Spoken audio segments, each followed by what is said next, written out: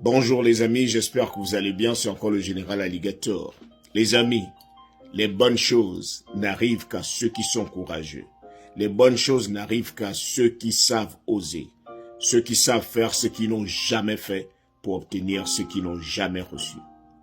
Les amis, c'est l'histoire de Carr, un jeune Américain de 20 ans qui alla trouver sa mère au village.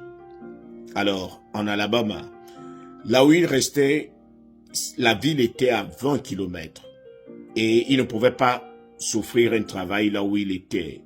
Il alla chercher du boulot en ville avec sa vieille voiture. Une fois embauché, il décida de rentrer précipitamment pour aller fêter avec sa mère.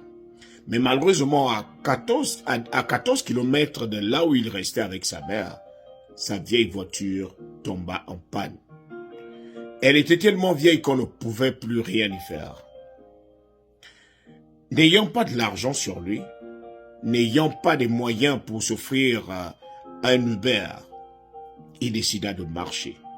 Il arriva chez lui à la maison découragé, déboussolé, démotivé, parce que le seul moyen pour lui qu'il avait trouvé pour nourrir sa mère, pour se nourrir et penser à ses frais de scolarité, était d'avoir ce boulot-là.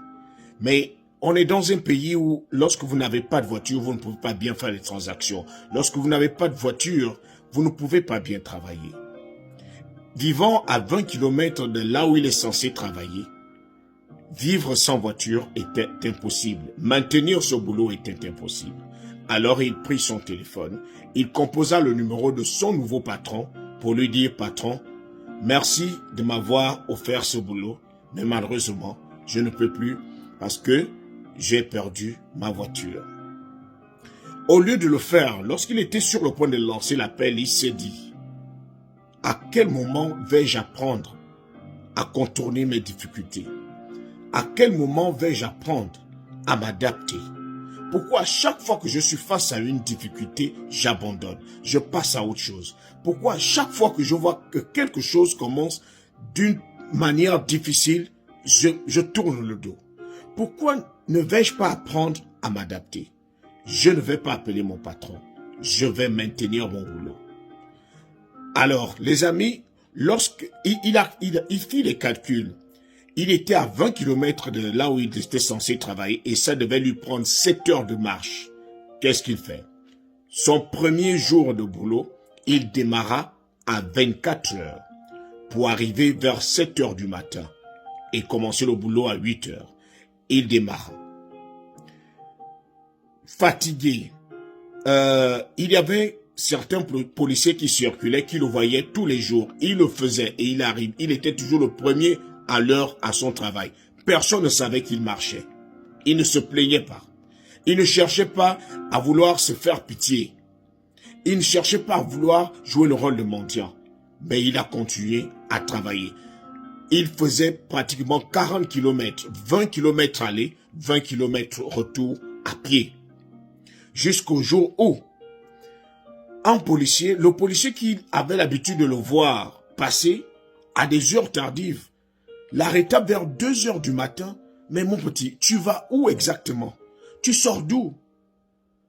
Le policier fut choqué lorsqu'il fit monter le jeune garçon dans sa voiture et le gars de lui dire « Je sais que tu ne vas pas me croire, mais je vais au boulot là où tu me vas là. » Il dit « Tu vas au boulot à cette heure-là, à 2 heures du matin ?» Il lui raconta toute l'histoire. « Je vis à 20 kilomètres, je n'ai pas d'autre choix que de me battre.